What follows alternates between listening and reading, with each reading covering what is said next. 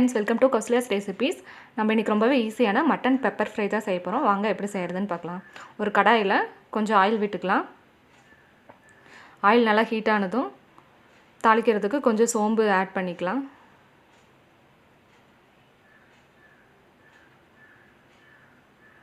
சோம்பு நல்லா பொரிஞ்சதுக்கப்புறமா ஒரு பெரிய வெங்காயத்தை பொடி பொடியாக கட் பண்ணி இதில் ஆட் பண்ணிக்கலாம்.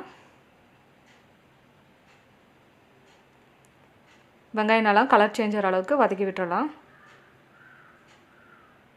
உங்களுக்கு என்னோடய சேனல் பிடிச்சிருந்தோன்னா என்னோடய சேனலை சப்ஸ்கிரைப் பண்ணுங்கள், லைக் பண்ணுங்கள், ஷேர் பண்ணுங்கள், மறக்காமல் கமெண்ட் பண்ணுங்கள்.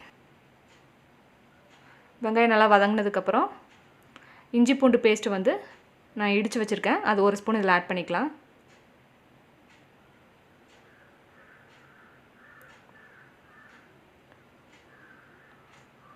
ஒரு சின்ன தக்காளியை இதில் ஆட் பண்ணிக்கலாம்.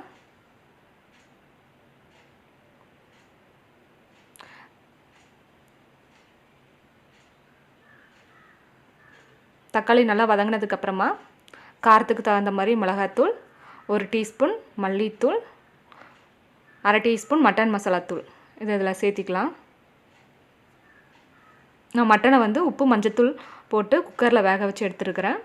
அதை இப்போ வந்து இதில் ஆட் பண்ணிக்கலாம். மட்டன் வேக வச்ச தண்ணியோடைய இதில் சேர்த்திக்கலாம்.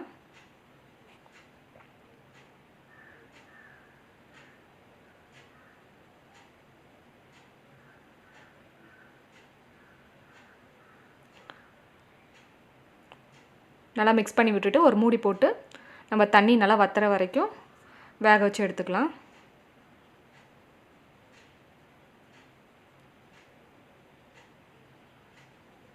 இப்போ ஓப்பன் பண்ணி பார்த்துக்கலாம்.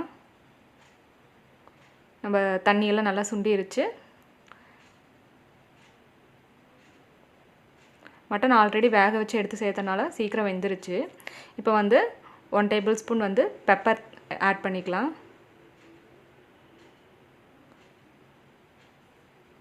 பெப்பர் நல்லா ஆட் பண்ணிவிட்டு ஒரு 2 மினிட்ஸ் வதக்கி விட்டுடலாம்.